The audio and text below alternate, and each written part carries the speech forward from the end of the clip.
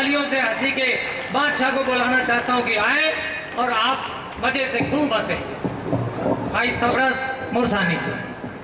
जहाँ पर ज्ञान है और साथ में शांति है, जहाँ पर ज्ञान है और साथ में शांति है, वहीं सुख समृद्धि होती है। ये बात पूरी दुनिया जानती है। जहाँ पर ज्ञान है और साथ में शांति है, वहीं पर सुख समृद्धि होती है। ये बात पूरी दुनिया जानती है। शांति और ज्ञान खुशियों का चमन है, इसलिए मेरा उन्हें सादर नमन है, इसलिए मेरा उन्हें सादर नमन है। वीर जी का परिवार, वीर जी का परिवार खूब फूलता और फलता रहे, कभी न हो कोई परेशानी, शुभकामना दे रहे कभी सबरस मुरसानी, शुभकामनाएं दे रहे कभी सबरस मुरसानी। और अब मैं आपको थोड़ा हंसाने की कोशिश करता हूँ। आदरणीय वीर सिंह सैनी, आप तो हैं सैनी और मेरे घर में एक नसैनी। मैं भी छत पे जाता हूँ, नसैनी लगाता हूँ, आप तो स्वयं सैनी हैं। अच्छा देखो, जो भी कवि आएगा, एक बात बता दूँ, आप हरियाणा के जाट हैं, मैं यूपी का जाट हूँ। राजा महेंद्र प्रताप जहाँ से आए थे, मुरसान से, राजा महेंद्र प्रताप आज़ादी के नायक, मैं वहाँ से आता हूँ। सबरस मेरा नाम है, मुरसान में रहता हूँ, इसलिए मुरसानी लिखता हूँ। मैं शुद्ध जाट हूँ। Thank you. अब जो कभी आएगा दादा वो क्या कहेगा कि ताली हो जाओ। भाई क्यों बजाए, तेरे नौकर हैं क्या? ताली बजाओ, तेरी कविता अच्छी होगी तो ताली हम खुद बजा लेंगे। ताली बजाओ। इसलिए मैं किसी से ताली बजाने के लिए नहीं कहता हूँ। आजकल मैंने ताली बजाने का एक कोड वर्ड बना रखा है। जब मैं ऐसे करूं, समझ लो ताली बजानी। एक बार रिहर्सल करते हैं जोर से।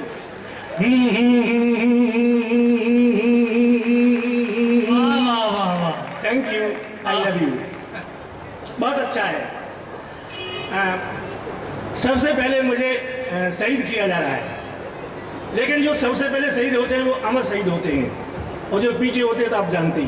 नहीं मुरसानी जी, ओपनिंग बैट्समैन उसी को बनाया जाता है जो पिच को अच्छी तरह संभाल ले। पिच को?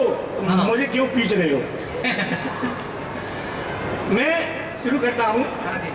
समय इन्हें कहा गया 20 मिनट से ज़्यादा कोई नहीं पढ़ेगा, लेकिन तुम सबसे पहले जा रहे हो, 5 मिनट ज़्यादा पढ़ देना, इसलिए 5 मिनट मुझे ज़्यादा मिलेंगी।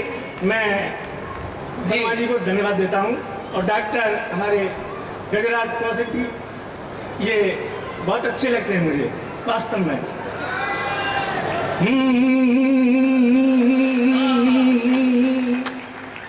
मैं बहुत अच्छा गाता हूँ वीर सिंह जी, मैं सच बताता हूँ, इतना अच्छा गाता हूँ। जब सबसे पहली बार मैंने गीत गाया था तो मेरे स्वर को सुन के 18 गधे आत्महत्या करके वहीं मर गए।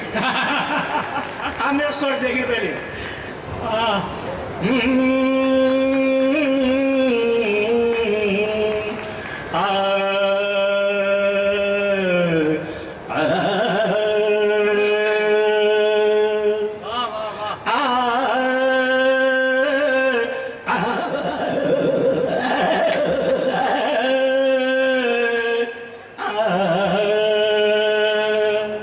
सुने गीत। मनोहारों पे धन फूंक दिया, मनोहारों पे धन फूंक दिया, जुल्फों में खुद को फंसाया है, तब कहीं जाकर ये ब्याह मैंने तेरे संग रचाया है। शादी जो करी तुझ जैसी से, कितना अकल का कच्चा था। शादी जो करी तुझ जैसी से, कितना अकल का कच्चा था। अब समझा फेर लगा करके, तुझसे तो रड़ुआ अच्छा था। शादी जो करी तुझ जैसी से, कितना अकल का कच्चा था। अब समझा फेर लगा करके, तुझसे तो रड़ुआ अच्छा था। ओ पत्नी मेरी क्यों जुल्म करे, तेरा खसम तो घिसता रहता है। ओ पत्नी मेरी क्यों जुल्म करे, तेरा खसम तो घिसता रहता है। तेरे बेल इस चक्की में ये हरदम पिसता रहता है, तेरे बेलन की इस चक्की में ये हरदम पिसता रहता है। तेरी चप्पल से पिट जाऊंगा, तेरी सैंडल से मिट जाऊंगा, तेरी चप्पल से पिट जाऊंगा, तेरी सैंडल से मिट जाऊंगा, मत इतना मुझको मार तू।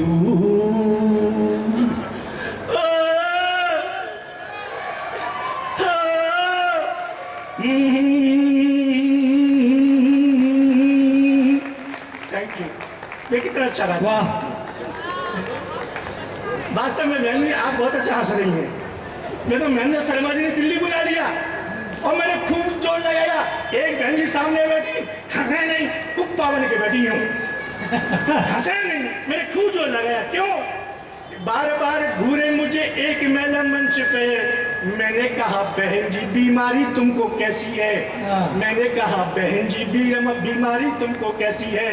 हंसो नहीं, बिल्कुल ताली भी बजाओ नहीं, मेरी कविता की कर दी तुमने ऐसी तैसी है।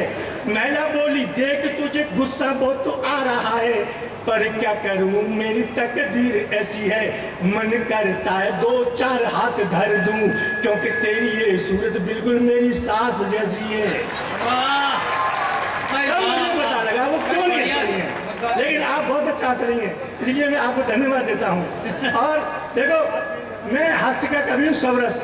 मैं चुटकुले भी सुनाता हूँ, मिमिक्री भी सुनाता हूँ, गीत भी सुनाता हूँ, कविता भी सुनाता हूँ। समय का अभाव है लेकिन मुझे कविता का चाव है वास्तव में। अच्छा मेरी पत्नी बहन ने मुझसे बोली तुम फालतू बातें करती हो, ऊट पटांग। वो देखो मोनिका दहलवी है और प्रीति जी है, कितने अच्छे गीत लिखती हैं। तुमने जिंदगी में फालतू बातों के अलावा कुछ किया? जब पत्नी ने चैलेंज किया तो वीर जी मैंने कहा 2 लाइन तेरे श्रृंगार के लिए लिखी है, 2 लाइन श्रृंगार की। तो श्रृंगार की मैंने कहा घोर श्रृंगार की, बोले जल्दी सुनाओ।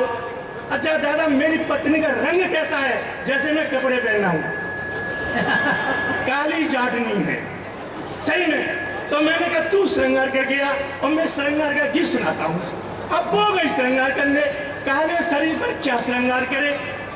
काले शरीर पर लाल साड़ी, लाल ब्लाउज, लाल चप्पल, लाल चूड़ियां, लाल बिंदी, लाल सिंदूर लगाकर बोली कैसी लग रही हूं? ओ मैंने देखा काले शरीर पर लाली लाल। मैंने कहा देवी तू ऐसी लग रही है जैसे कोयले की खान में आग लग गई है।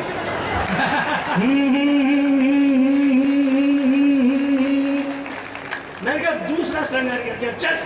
फिर गई श्रृंगार करने, काले शरीर पर पीली साड़ी, पीला ब्लाउज, पीली चप्पल, पीली चूड़ियां, पीली बिंदी, पीला सिंदूर लगाकर फिर बोली अब कैसी लग रही हूँ? ओ मैंने देखा काले शरीर पर पीला ही पीला। मैंने कहा देवी अब तू ऐसी लग रही है जैसे सरसों के खेत में भैंस घुस रही है। बोली फालतू बातें मत करो, श्रृंगार का गीत सुनाओ। मैंने सुन, मैंने 4 लाइन लिखी, इतना अच्छा श्रृंगार का घोर श्रृंगार आज तक कालिदास भी नहीं लिख पाए, क्योंकि वो है ही नहीं, लिखेंगे कहां से? सूर मरे तुलसी मरे, मर गई मीरा दीवानी, कोई नहीं है। सूर गए तुलसी गए, चली गई मीरा दीवानी, और कब कुल में एक ही बचे वो सरस मुर्सानी। कब कुल में एक ही बचे वो सरस मुर्सानी। मुझे सुन 4 लाइन श्रृंगार की, बोले जल्दी सुनाओ। मुझे सुन कि महाकाली मैया सी तू, महाकाली मैया सी तू, श्याकाली कढ़ैया सी तू, श्याकाली कढ़ैया सी तू, बर्रसी तू ततैया सी तू, बर्रसी तू ततैया सी तू, मरखनी एक गैया सी तू, मरखनी एक गैया सी तू, लेकिन मजबूरी में कहता सोन चिड़ैया तू आई लव यू।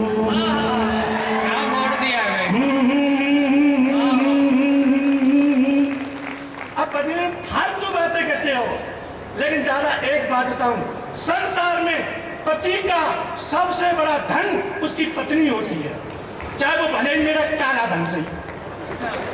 भाई काली है तो मैं क्या करूं, 7 फेरों के बाद मिली है। कुछ साल पहले नरेंद्र मोदी बोले भाइयों, काले धन को बदल ले जाओ। मैं अपनी लुगाई को लेके पहुंच गया। बदलो मोदी जी, बदलो काले धन को। मोदी जी ने मेरी तरफ देखा और मुझसे बोले 50% लगेगा। मुझे हंसी आ गई 50% का नाम सुन के। मोदी जी बोले क्यों हंस रहा है? मैंने कहा मोदी जी ये 50 साल की है, अब तो 25 साल की लेके जाऊंगा यहाँ से। वास्तव में दादा एक बात बताऊं, जब मैं पढ़ता था अपनी क्लास में तो इतना होशियार था, हेडमास्टर ने क्लास में से मेरा नाम काट दिया। तो तू इतना होशियार कैसे हो गया है? बचपन में मेरे पिताजी मुझे विद्यालय में जमा करने के लिए ले गए। हेडमास्टर से बोले इसे जमा कर लो। हेडमास्टर ने मेरी तरफ देखा, फिर मेरे बच्चे की तरफ देखा, फिर मेरी तरफ देखा और हेडमास्टर मुझसे बोला बताओ ये किसका बच्चा है? तो मैंने कहा आपका ये। अब तो हेडमास्टर गुस्सा हो गया और मुझे गुस्सा आया क्योंकि मैं अपने बाप का मास्टर से कह रही आपका। और मैंने शर्म से नीचे को गर्दन कर ली। हेडमास्टर मुस्कुराया, मेरी तरफ देखा और बोला बताओ ये किसके पिताजी हैं? मैंने कहा आपके ही हैं। अब तो हेडमास्टर गुस्सा हो गया, ले जाओ इसे मैं नहीं पढ़ा सकता, इसे तो कोई गधा ही पढ़ा सकता है। मेरे पिताजी बोले इसीलिए तो मैं तुम्हारे पास। अब तो हेडमास्टर और गुस्सा हो गया, मुझसे बोला तू साइंस जानता है? मैंने जानता हूँ। बोले एक सवाल बता। मैंने पूछो। मास्टर ने मोमबत्ती जलाई और बोला बता मोमबत्ती में प्रकाश कहाँ से आया? मोमबत्ती में प्रकाश कहाँ से आया? मैंने मोमबत्ती में फूंक मारी, बुझाई। मैं बोला बता कहाँ गया? मैंने कहा मास्टर जी ये प्रकाश जहाँ गया ये वहीं से आया था। तो मास्टर बोला तू गलत जवाब दे ले, मेरा भी नाम रतनलाल मास्टर नहीं। कल तेरी कॉपी पर 2 गोल गोल अंडे नहीं दिए तो तू इतिहास जानता है? मैंने कहा जानता हूँ। बोले एक सवाल बता। मैंने कहा पूछो। बोले बता हिंदुस्तान की जनसंख्या क्यों बढ़ रही है? हिंदुस्तान की जनसंख्या क्यों बढ़ रही है? मैंने कहा मास्टर जी इसका तो तुम्हें पता होगा क्योंकि तुम ही शादीशुदा हो। भाई हम तो बच्चे हैं, हमें क्या पता? तुम मास्टर हो, तुम ही बता दो हिंदुस्तान की जनसंख्या क्यों बढ़ रही है। मास्टर बोला सुन बेटा मैं बताता हूँ। मैंने बताओ। बोले सुन, इस हिंदुस्तान में 1 मिनट के अंदर एक महिला एक बच्चे को जन्म दे रही है। समझे? इस हिंदुस्तान में 1 मिनट के अंदर एक महिला एक बच्चे को जन्म देती है। मैंने कहा मास्टर जी वो कौन सी महिला है जो 1 मिनट में एक बच्चे को जन्म दे रही है? क्या उस महिला को मुझे दिखाओगे? मास्टर बोला तेरी समझ में नहीं आ रहा है। तो मैंने कहा समझाओ। समझ बेटा मेरा मतलब ये है जितनी देर में तू अपनी एक सांस खींचता है उतनी देर में हिंदुस्तान में एक बच्चा पैदा हो जाता है। तो मैंने अपनी सांस रोक ली। मास्टर बोला क्या कर रहा है? मैंने कहा एक भी पैदा नहीं होने दूंगा। मैंने कहा मास्टर जी एक भी पैदा नहीं होने दूंगा। तभी दूसरा विद्यार्थी आया और दूसरा विद्यार्थी कर रहा। मास्टर बोला तू क्या कर रहा है? जल्दी जल्दी गिन मैंने कितने पैदा करके फेंक दिए। मास्टर जी मैं भारत को चीन बना रहा हूँ, चीन। मास्टर बोला तू गलत जवाब दे ले, मेरा भी नाम रतनलाल मास्टर नहीं। कल तेरी कॉपी पर 2 गोल गोल अंडे नहीं दिए तो। अच्छा ये बता जब हम मक्का भूनते हैं तो कढ़ाई में से मक्का के दाने क्यों उछटते हैं? मैंने कहा तू कढ़ाई में बैठकर देख, तुझे अपना पता चल जाएगा। मास्टर बोला तू गलत जवाब दे ले, मेरा भी नाम रतनलाल मास्टर नहीं। कल तेरी कॉपी पर 2 गोल गोल अंडे नहीं दिए तो। अच्छा अंत में एक सवाल और बता। मैंने कहा पूछो। बोले बता। मुझसे बोला महिलाएं अपनी मांग में सिंदूर क्यों भरती हैं? मैंने कहा मास्टर जी महिलाएं अपनी मांग में इसलिए सिंदूर भरती हैं लोगों को पता चल जाए इस प्लॉट की रजिस्ट्री हो चुकी है।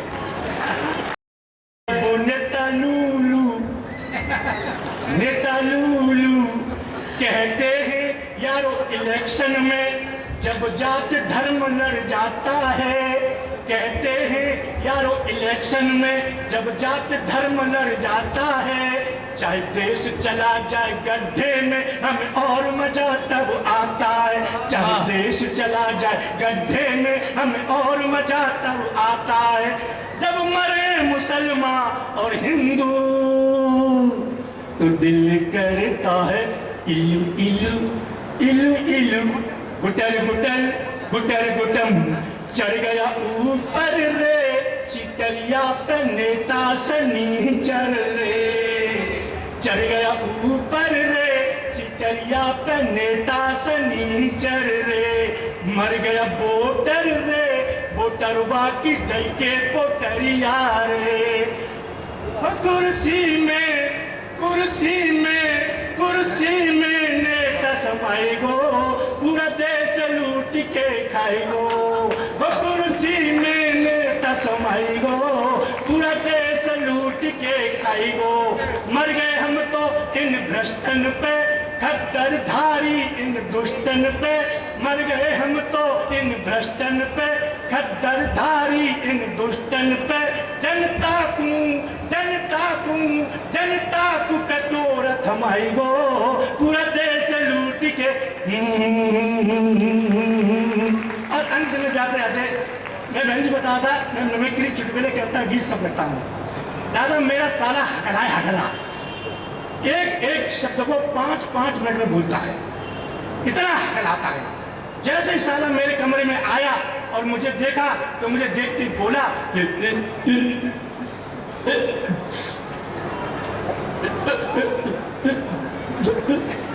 मैंने कहा होगी राम राम बैठ बैठ बैठ बैठ। 5 मिनट में अगला राम राम नहीं कर पाया। मैंने कहा देख बच्चे स्कूल गए तेरे लिए खाना बनवाऊंगा ये 100 रुपए ले सब्जी लेके आ। अब वो बाजार में सब्जी खरीद रहा था वहां एक सिपाही आ गया। दादा वो सिपाही भी हकला। अब 2 हकले इकट्ठे हो गए। हकले सिपाही ने मेरे साले से टाइम पूछा टाइम क्या हुआ है। तो मेरा साला बोला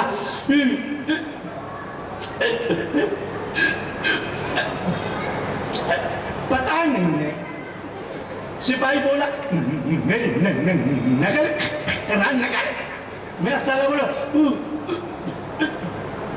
तू ही कर रहा है। सिपाही बोला थाने चल। मेरे साले को सिपाही थाने में ले गया। दरोगा से सिपाही बोला दरोगा जी नकल कर रहा है मेरी। मेरा साला बोला कर रहा है। अब दरोगा को आया गुस्सा। दरोगा ने डंडा उठाया और दरोगा बोला दोनों अंदर चलो दोनों अंदर चलो।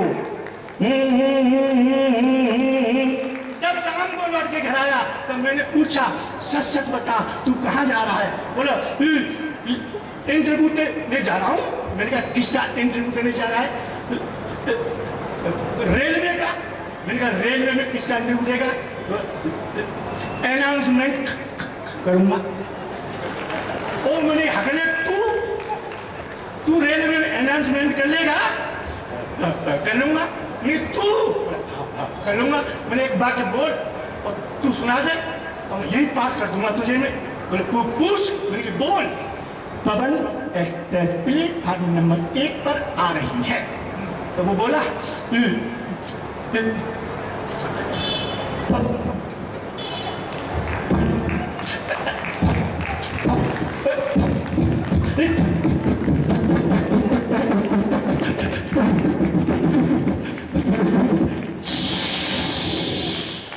मैंने क्या हुआ गई। Thank you.